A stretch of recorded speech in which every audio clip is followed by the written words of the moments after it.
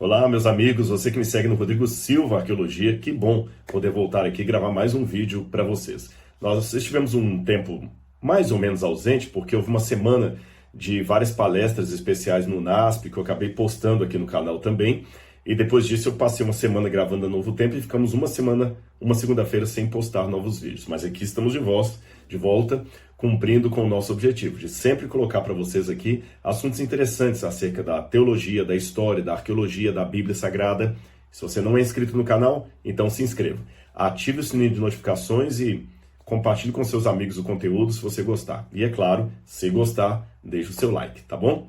Hoje eu gostaria de falar com vocês um pouco sobre esse assunto do fim do mundo, porque toda vez que tem uma crise, a ideia do fim do mundo volta.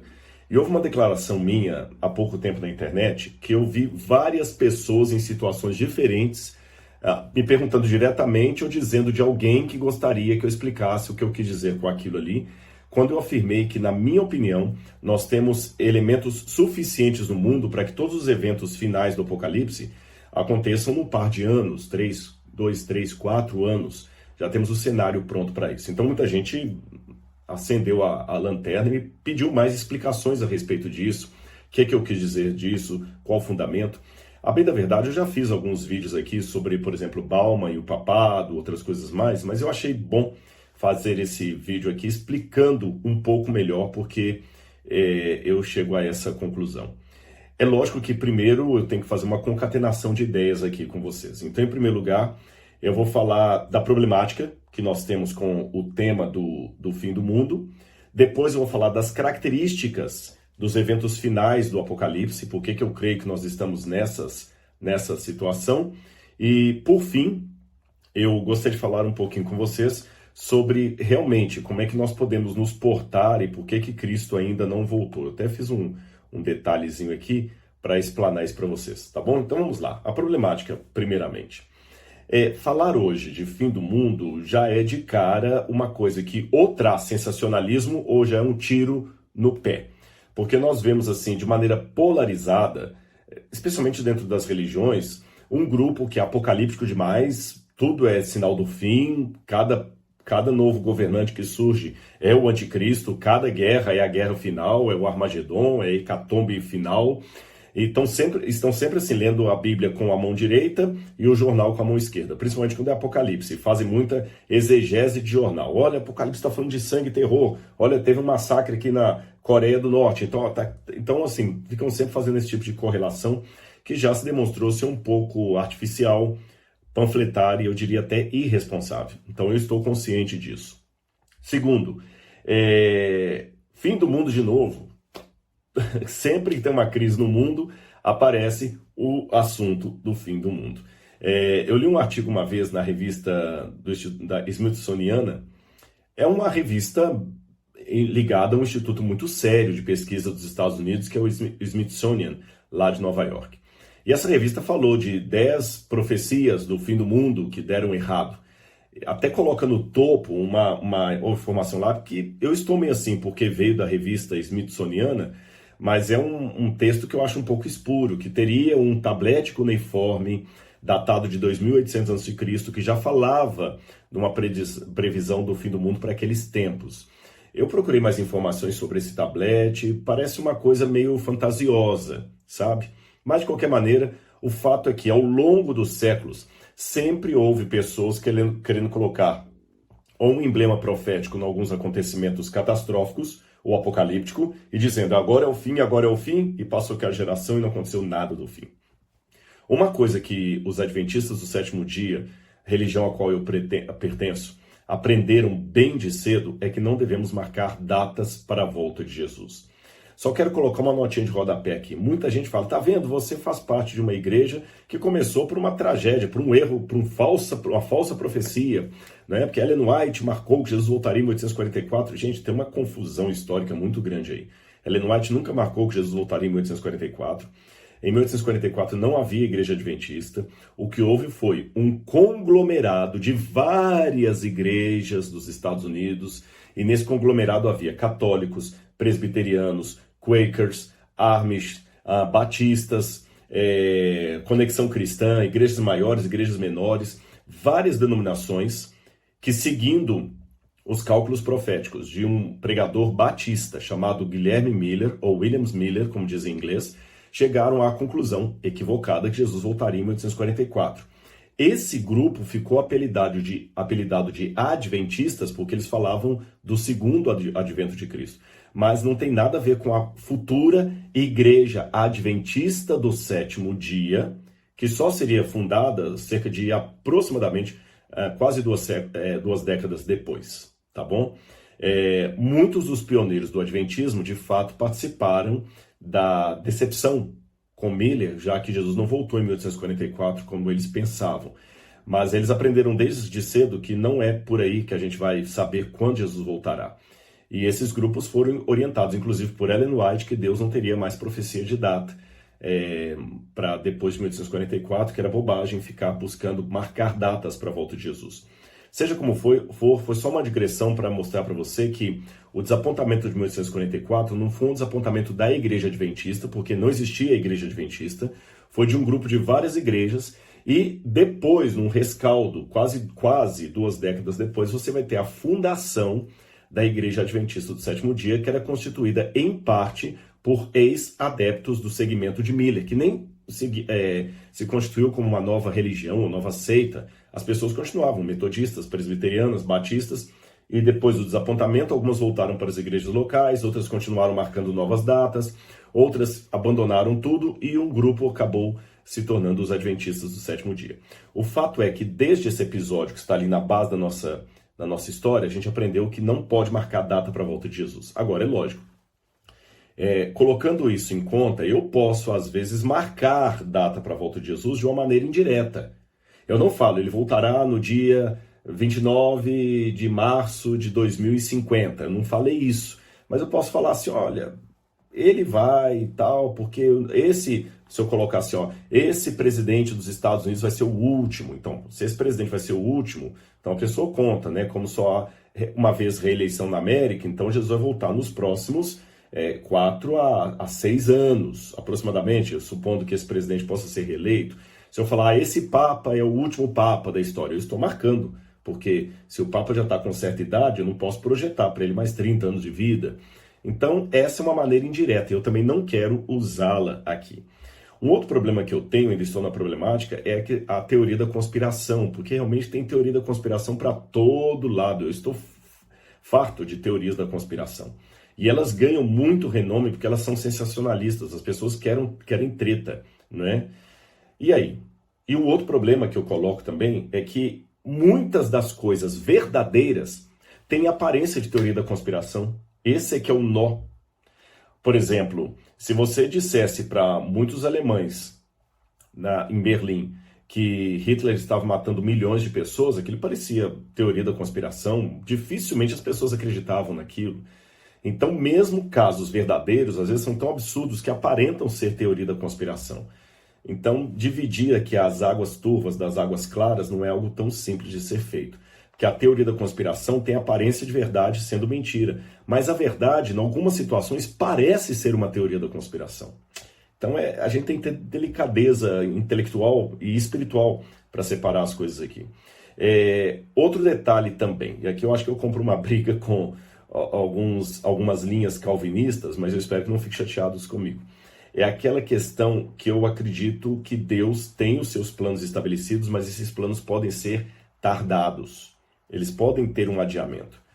E aqui fica aquele dilema de conciliar a soberania de Deus, a soberania divina, com a vontade humana, com o livre-arbítrio humano. Como é que a gente poderia falar sobre isso? É um dos dilemas aqui também.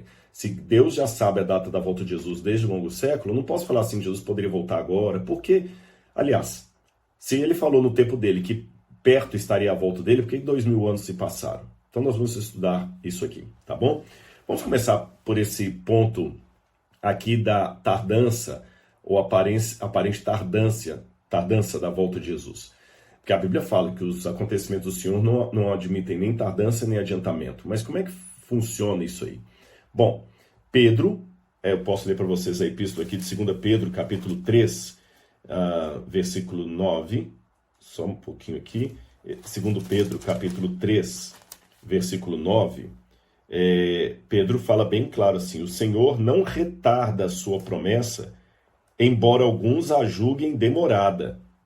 Ou seja, o Senhor não está retardando a promessa dele, mas alguns julgam que ela está demorada. E do lado de cada eternidade parece que está demorando mesmo. Dá milênios que estamos aguardando a volta de Jesus e nada acontece.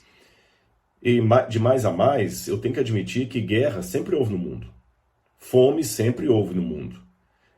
Terremotos sempre houve no mundo. Há terremotos no dia do rei Uzias. A Bíblia fala de um terremoto no dia do rei Uzias. Fala de um terremoto por ocasião da morte de Jesus. Fala de terremoto lá durante o ministério de Elias. Então como é que eu posso agora pegar terremotos e falar terremoto é sinal seguro do fim? Guerra. Poxa, guerra tem desde que o mundo é mundo. Fome igualmente. Como é que eu posso pegar fome e falar o mundo está chegando ao fim, temos fome, temos terremoto?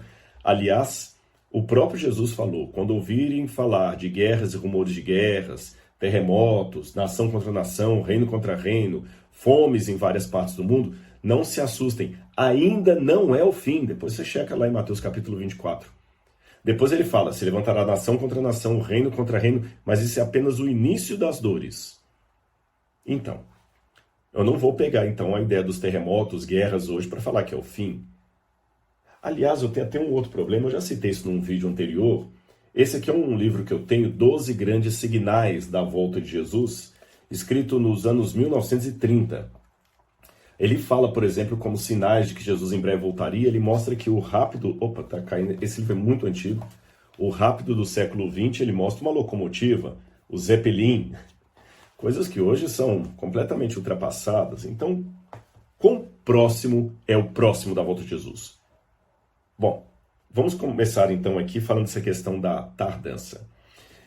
Quando eu vou para um texto que me chama a atenção aqui, de Ezequiel, capítulo 12, eu quero ler para vocês aqui. Ezequiel, capítulo 12, eu devia ter deixado já marcado aqui com marca-página, que adiantaria a vida da gente.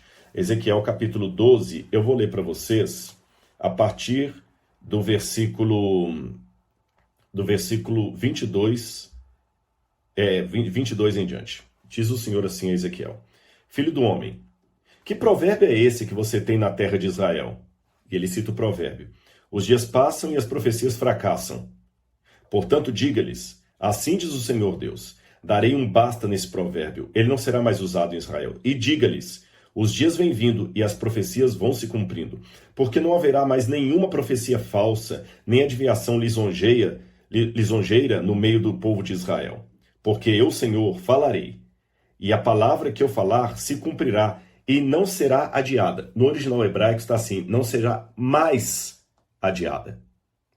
Olha, não será mais adiada, a expressão até para adiada ali em hebraico é a expressão estendida. Então dá a entender que, por um momento, a promessa de Deus foi adiada. Porque ele fala assim, não será mais adiada. Se eu falar com vocês assim, gente, eu prometo a vocês que eu não vou mais me atrasar, é diferente de eu falar, eu prometo que eu não vou atrasar. Se eu falar, eu prometo que eu não vou atrasar, é que eu vou chegar no tempo marcado. Se eu prometo, eu não vou mais atrasar, significa que houve atrasos e que agora não haverá mais. É isso que Deus está falando. A promessa não será mais adiada, ou atrasada, ou estendida, como você pode ler no hebraico. Pena que na tradução, eles tiraram o mas aqui, né? A conjunção mas no hebraico ela está. Porque falarei a palavra e a cumprirei, diz o Senhor, enquanto vocês, que são casa rebelde, ainda estiverem vivos. Essa promessa que Deus está falando aqui é a promessa do castigo que viria sobre Israel. Que Ezequiel falou, olha, vai vir o castigo sobre Israel. E passava o tempo, vinha o tempo, não vinha o castigo, aí o povo começou a falar assim, que profecia é essa que não se cumpre? E aí vinham falsos profetas e começavam a convencer o povo que a profecia é para tempos muito distantes, que eles podiam ficar tranquilos. Aí Deus vem a Ezequiel e fala assim, olha, fala com eles que eu não vou mais tardar a minha promessa, que eu não vou adiá-la mais.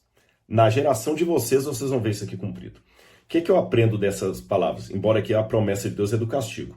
Deus pode adiar a sentença de castigo dele por misericórdia do povo.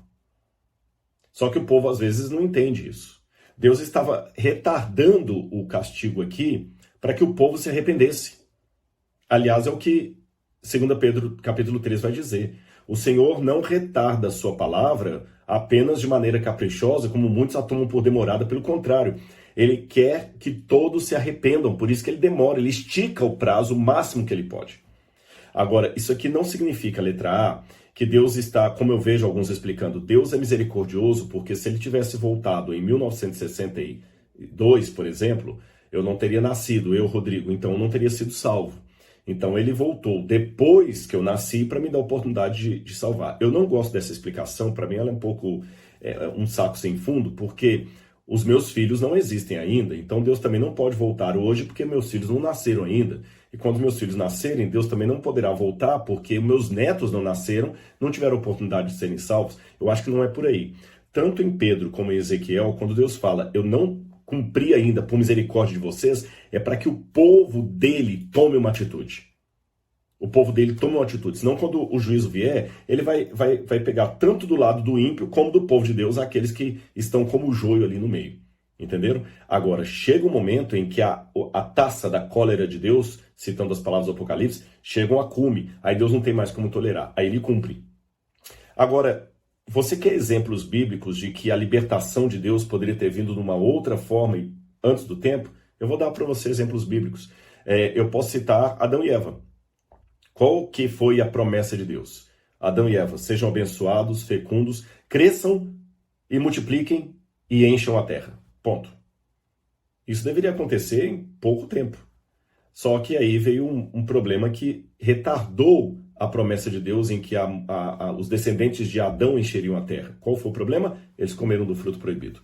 Então a promessa de Deus de que os descendentes de Adão dominariam toda a terra, essa promessa de Deus que podia se cumprir em poucos anos, já está esperando milênios e milênios e ainda não foi cumprida. Essa promessa que Deus fez a Adão e Eva, que eles deveriam crescer, se multiplicar e encher a terra, só vai ser cumprida quando a Nova Jerusalém descer do céu, depois do milênio, e a terra for repovoada com os descendentes de Adão agora redimidos. Mas entre a promessa que Deus fez para Adão e esse elemento aqui, eu tenho quase 6.000 anos de hiato. Viu? A promessa de Deus foi retardada no seu cumprimento. Outro exemplo que eu podia dar é os hebreus saindo do Egito. Toda a profecia estava indicando que eles deveriam sair do Egito naquela época. Se você perguntasse, e aí você vai compreender um pouquinho mais a resposta que eu dei quando eu falei que eu acho que estamos vivendo os últimos dias da história desse mundo. Se você perguntasse a um hebreu sincero a Deus, ali, nos dias imediatos, nos dias anteriores à saída do Egito, se você perguntasse para ele assim, você acha que a nossa libertação está longe? Ele falaria para você assim, não, nossa libertação está mais perto do que nunca. E você perguntaria, mas por que você acha que a libertação está próxima? Olha os sinais que Deus nos deu. As pragas que Moisés está trazendo sobre o Egito. Faraó está desesperado. Moisés já está aqui sendo usado poderosamente por mão de Deus. E Moisés é o libertador que Deus trouxe. Tudo isso é sinal de que em poucos dias nós seremos libertados do Egito. E esse hebreu que ia dar esse diagnóstico profético para você não estava errado. Realmente eles estavam vivendo no tempo final, em que Deus havia dito lá atrás para Abraão, os filhos de você os seus descendentes vão para o Egito, mas retornarão a essa terra. Aquela profecia estava chegando ao cumprimento. Só que, contudo, porém, entretanto, todavia, mas o povo, ao sair do Egito, não permitiu que o Egito saísse deles. E o que aconteceu? A entrada em Canaã, que deveria ser poucos dias depois da saída do Egito, talvez um mês depois da saída do Egito, eles já alcançariam Canaã. Essa entrada em Canaã ficou retardada por 40 anos, até morrer toda aquela geração ali. Então aqui eu tenho um exemplo bíblico de uma situação que profeticamente estava madura. Deus estava pronto para cumprir de maneira cabal a promessa dele ao povo, mas como o povo não estava espiritualmente pronto, Deus retardou a promessa para 40 anos depois. Olha bem, eu tenho no Egito uma situação escatológica, se eu posso dizer.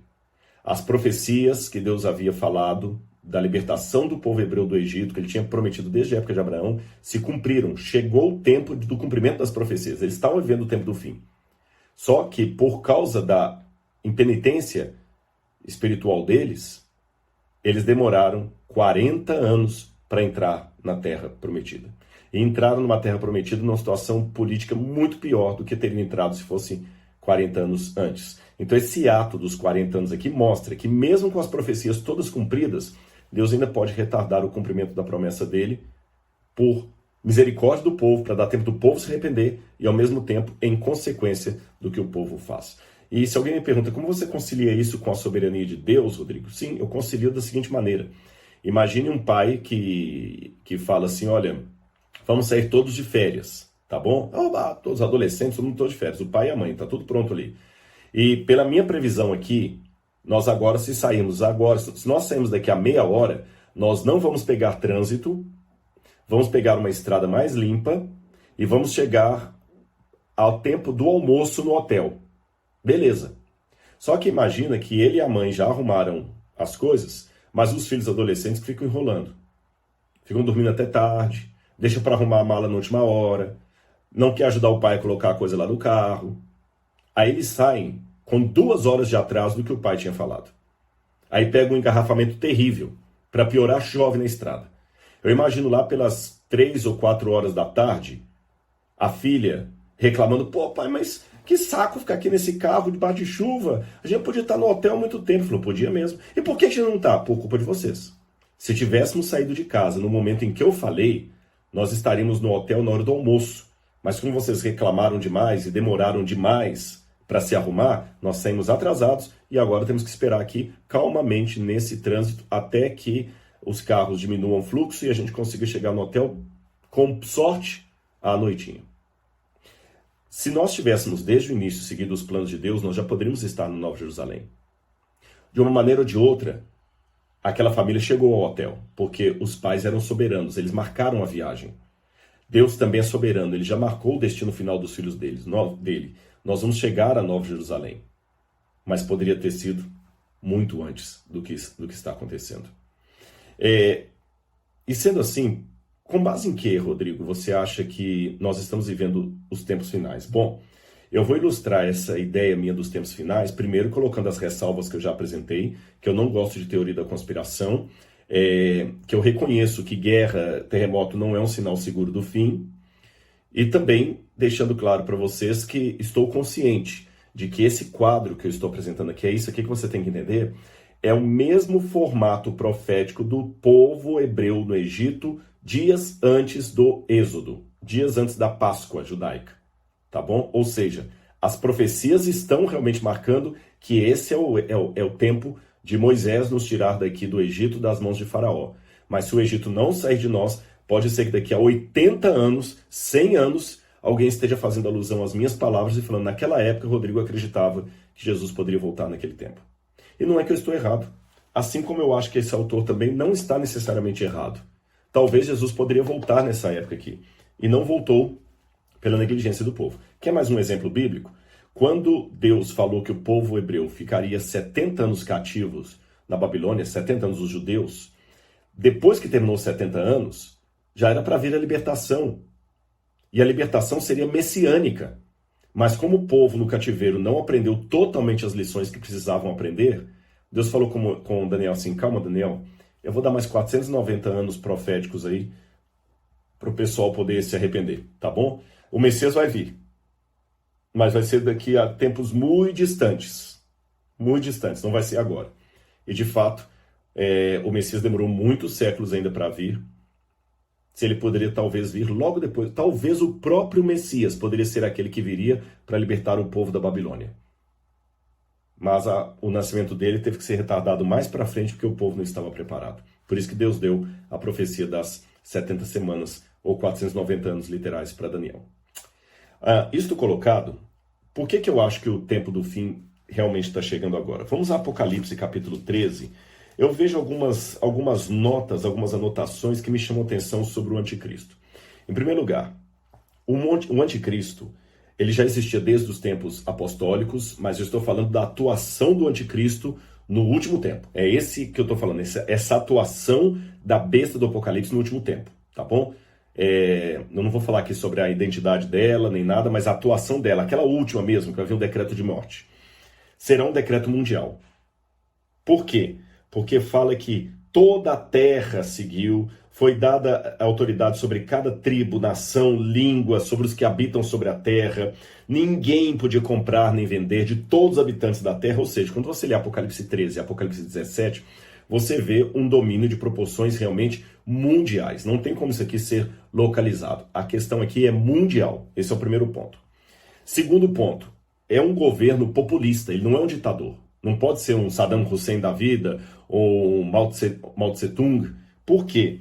Porque diz aqui, olha, Apocalipse 13, versículo 3. E toda a terra se maravilhou seguindo a besta, e adoraram o dragão porque tem autoridade sobre a besta, deu a sua autoridade à besta.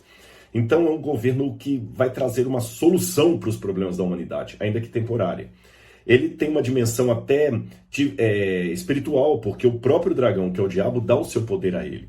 Outro detalhe, ele vai mexer na liberdade das pessoas e na economia mundial. Porque diz que ninguém vai poder comprar ou vender, senão quem tem a marca do seu nome ou o número do seu nome. Então, ótimo. Outra coisa que eu aprendo, as pessoas não vão aderir ao anticristo pelas mesmas razões. Diz que só vai poder comprar e vender, Apocalipse 13, versículo 17, aquele que tem o nome, a marca ou o nome. A palavra ou, a conjunção alternativa, não aparece nas traduções, mas no grego você tem em alguns manuscritos bíblicos, o Códex Alexandrino, por exemplo, o Códex Sinaítico, fala o seguinte: não poderá comprar nem vender, senão aquele que tem a marca ou o nome. Quer dizer, você tem que ter uma coisa ou outra. E o que seria, em essência, essa marca da besta?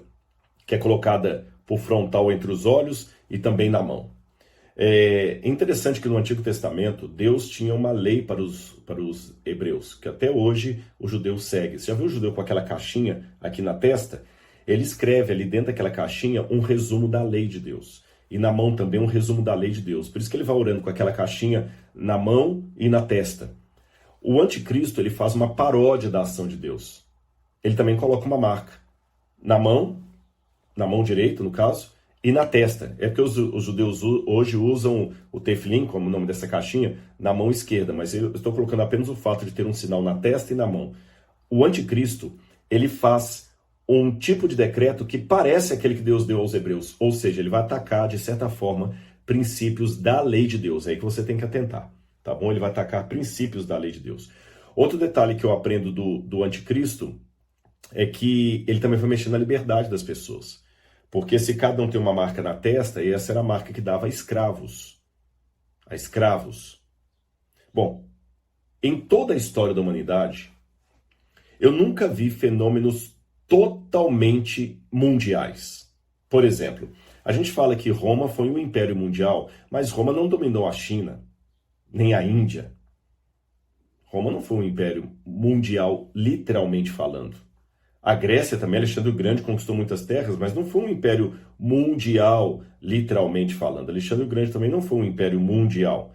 A besta tem que ser um império mundial. Outro detalhe que eu sei porque tem que ser mundial, porque Jesus compara o governo desse anticristo a uma época semelhante ao dilúvio, em que todos casavam e davam-se em casamento, até o dia em que veio o dilúvio e os levou a todos. Na época de Noé, aquele povo era a população mundial. Então esse governo tem que ser mundial. Até a Primeira e Segunda Guerra Mundial não foi de fato mundial. Vamos pegar a Argentina, por exemplo. A Argentina não se viu envolvida na Segunda Guerra Mundial. O México não se viu envolvido na Segunda Guerra Mundial. Eles chamam de mundial porque envolveu países de todos os continentes, mas não foi mundial. Agora, nessa situação que nós estamos vivendo, eu estou vendo pela primeira vez em toda a história eventos que eu posso chamar que são, de fato, mundiais. Mundiais. Não apenas de alguns países. E quais são esses eventos mundiais? Em primeiro lugar, você tem várias histórias de pandemias. Eu anotei aqui, você teve a gripe suína, você teve a H1N1, você teve a gripe espanhola, a peste negra. A peste negra diz que foi 500 milhões de pessoas que morreram devido à peste negra, isso dá quase 1/3 da população mundial. Mas, de alguma maneira geográfica, a única pandemia que realmente reestruturou todos os países, sem exceção, foi o Covid. A peste negra, ela pegou uma parte da Ásia, mas ficou maiormente na Europa. Eu não sei da peste negra atingindo o sul da África ou as Américas. A gripe espanhola, ela pegou um pouco das Américas, ela teve representações em todos os continentes, mas não em todos os países. Percebeu a diferença dessa pandemia do Covid com outras pandemias e epidemias do passado, que as epidemias são geograficamente menores? Essa é a única pandemia que literalmente eu posso falar que ela pegou o mundo inteiro. E essa pandemia que pegou o mundo inteiro, ela está abrindo proporções para acelerar um discurso que já vem de longa data e muita gente resistia a ele. Por exemplo, de um governo, ou melhor, de uma governança mundial. Na verdade, Albert Einstein já falava de um governo mundial, da necessidade de um governo mundial. Huxley falava de um governo mundial. Vários povos aqui já trabalhavam com a ideia de que nós precisamos ter um governo mundial. Isso aqui não é coisa nova. Bertrand Russell falava da necessidade de um governo mundial. Estou falando de gente do início do século XX. Só que agora nós estamos vendo que é mais do que uma necessidade, é uma demanda. Se não tiver um governo mundial, o mundo vai explodir. E achei interessante que até o secretário da ONU, Antônio Guterres, ele mesmo falou, por mais que as pessoas rejeitem a ideia de um governo mundial, não temos outro caminho. Ele falou isso recentemente, agora em 2020, num fórum da ONU. E ele falou, nós na ONU respeitamos a soberania nacional de cada país. E a soberania nacional de cada país é um dos pilares da ONU. Mas nós estamos percebendo que, em que pese a nossa defesa da soberania nacional de cada país, precisamos de uma governança mundial. Agora eles não estão falando tanto de governo mundial, mas de uma governança mundial, que para mim acaba sendo um eufemismo quase para a mesma coisa. A diferença é o seguinte, é que um governo mundial tornaria o mundo inteiro um só país. E eles sabem que isso aí é utópico. Jamais o Irã vai aceitar ser o mesmo país que os Estados Unidos. Jamais a Coreia do Norte vai aceitar ser um mesmo país junto com a Coreia do Sul. Jamais os países árabes vão aceitar ser um país só com israelenses todos juntos ali. Eles sabem disso. Eles sabem que as diferenças políticas, religiosas, culturais, governamentais impedem isso.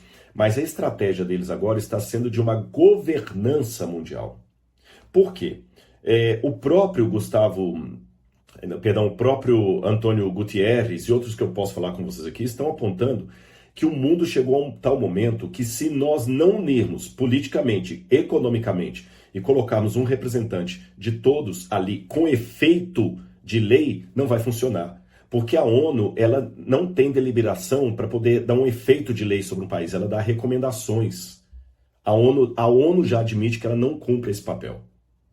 Então vou dar para vocês um resumo de como é que está o mundo hoje. Imagine uma casa com 5 crianças hiperativas, 5 crianças, todas de 4, 5 anos de idade, assim, sabe, sem medicação ainda, hiperativas e sem medicação. E essas crianças com objetos cortantes dentro de casa, faca, tesoura, objetos perfurantes, e nenhum adulto que tome conta delas. Você imaginou o caos, o perigo? O que essas crianças precisam é de um preceptor, de alguém que cuide delas na casa, correto? Pois o mundo é essa casa que eu ilustrei. Nós temos algumas crianças hiperativas e outras mal educadas, confundidas com hiperativismo, que estão assim à solta e não tem ninguém que as controle. E precisamos de uma governança mundial para controlá-las. Quem são essas crianças? A Bolsa de Valores, por exemplo. Quem pode controlar a Bolsa de Valores? Ninguém. Ela é especulativa. E se uma notícia falsa, um fake news, faz cair a Bolsa de Valores de Tóquio, é possível que você perca o seu emprego em São Paulo, mesmo sem nunca ter ido a Tóquio. Depois eu vou falar um pouquinho mais sobre isso para vocês. Além a Bolsa de Valores tem que ser controlada com mecanismos mundiais que não podem ser mais a especulação. Outro problema, tráfico de drogas e de armas. Nós estamos vendo direto e reto traficantes, pessoas perigosas que simplesmente fazem crime num país e pulam para o outro e nada lhes acontece, porque não há uma legislação mundial para pegar essa pessoa no outro lugar.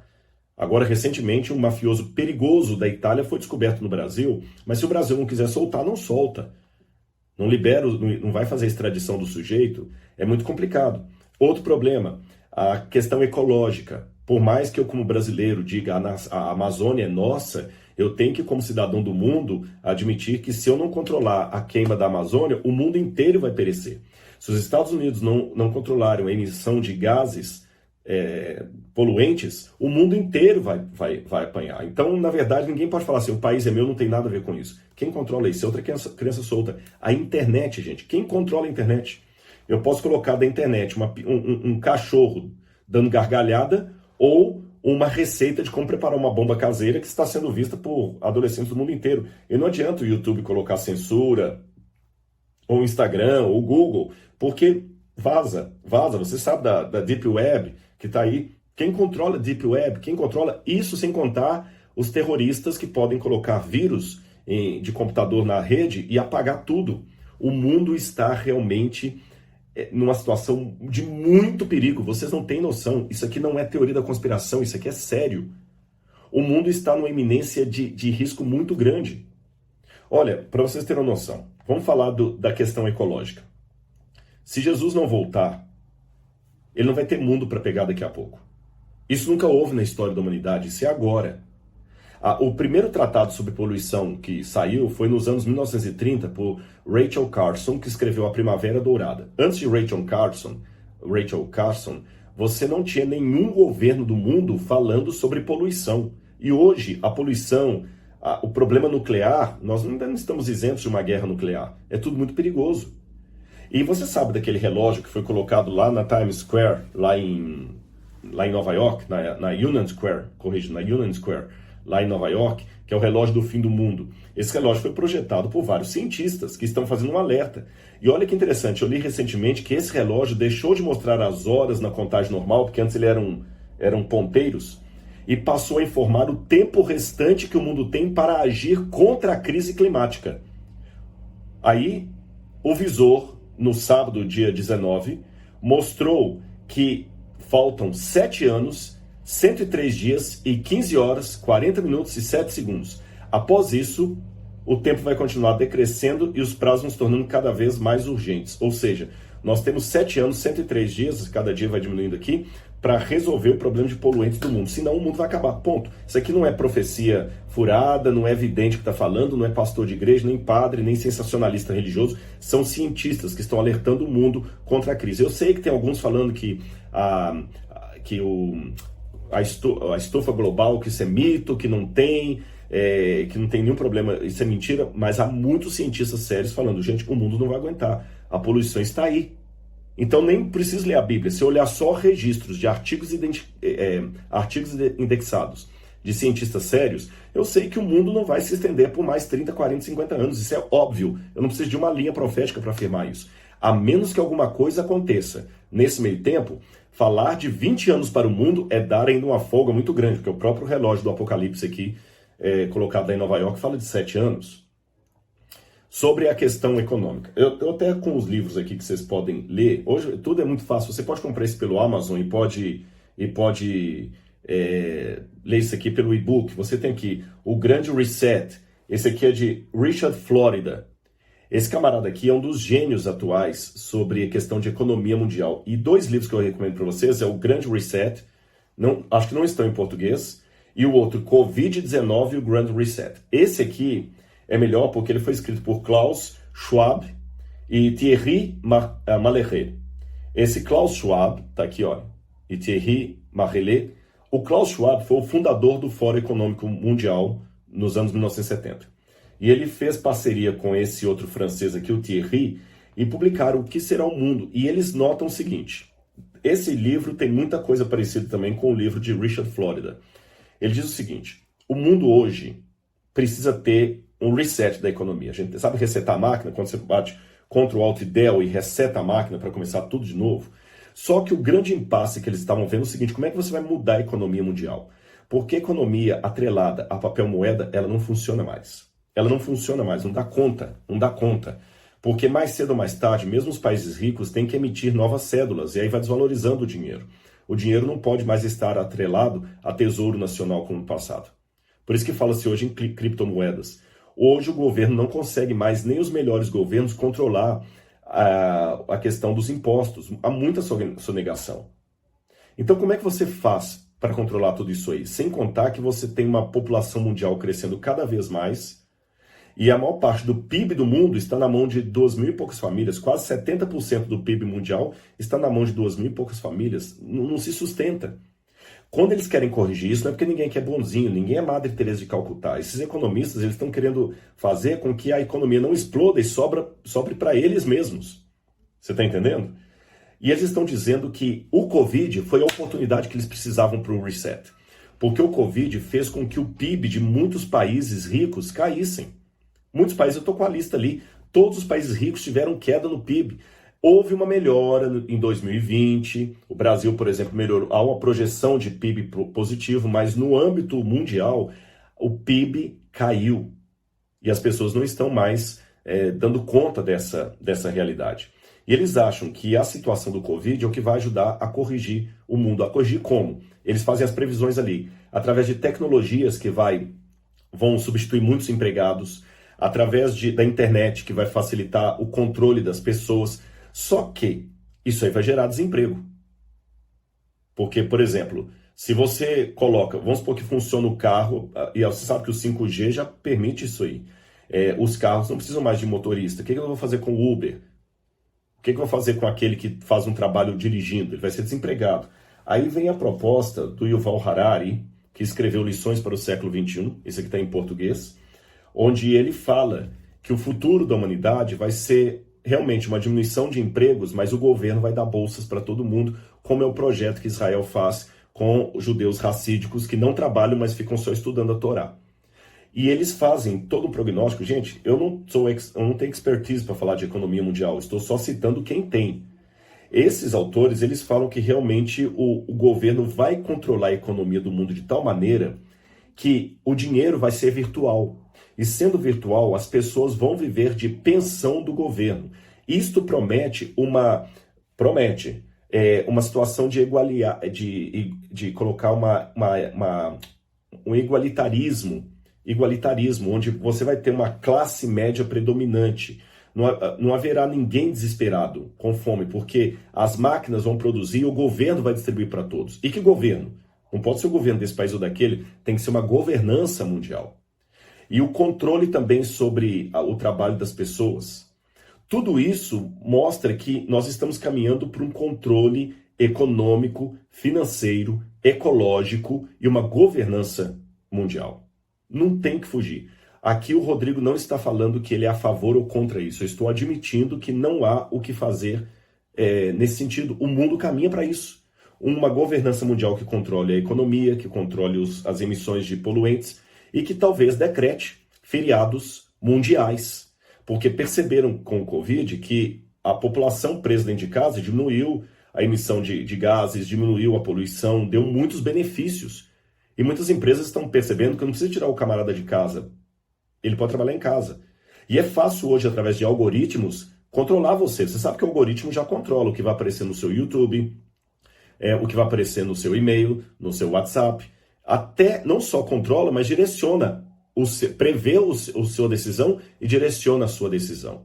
Ou seja, nós estamos nas mãos desse futuro governo ou governança mundial. Essas coisas se encaixam muito com o Apocalipse. Então, pessoal, eu não preciso ficar naquele sensacionalismo, como alguns que tudo agora é o anticristo. Teve gente que não queria fazer aquela, sabe quando você vai com aquele negocinho na testa ou aqui no braço para verificar a sua pressão quando você entra no shopping center? Tem gente que se recusava porque achava que aquilo era a marca da besta, na testa ou na mão. Acho que é ridículo, não precisamos ir por aí. Eu não preciso de teoria da conspiração nem sensacionalismo para pregar a volta de Jesus. Mas eu também não posso ficar, como se diz, acomodado, achando que nada está acontecendo. Ou seja, não sou eu, são autores seculares, como os que eu citei aqui, que estão apresentando um quadro de mundo futuro para os próximos anos muito semelhante àquele quadro que a Bíblia apresenta que será o governo último do anticristo. Minha sugestão final para você. Em primeiro lugar, analise os sinais dos tempos. Com cautela, oração e estudo da palavra de Deus. Segundo, evite por um lado o extremo do sensacionalismo, das teorias da conspiração, mas por outro lado também o extremo do comodismo, de achar que o Senhor nunca voltará, que nada demais está acontecendo. Terceiro, perceba que agora nós estamos vendo coisas que sempre ocorreram ao longo do mundo.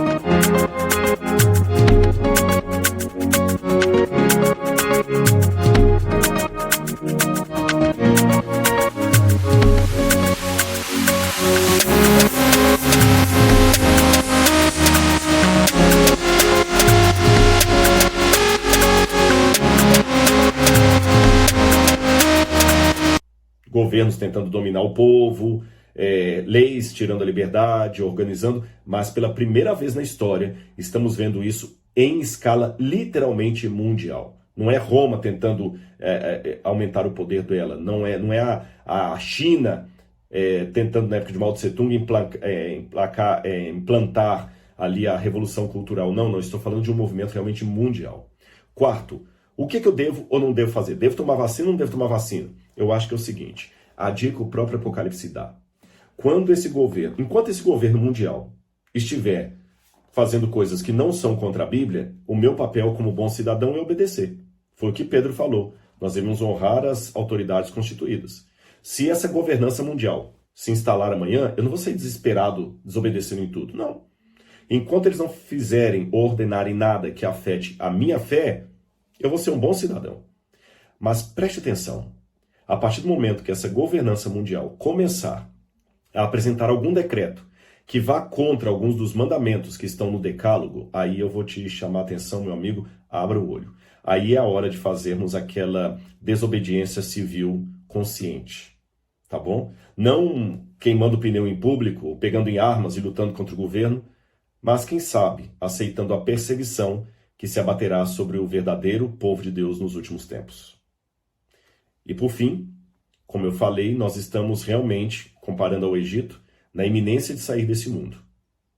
Todas as profecias estão indicando. Moisés, entre aspas, está aí. As pragas de Faraó, entre aspas, estão aí. Ou seja, o cenário está aí.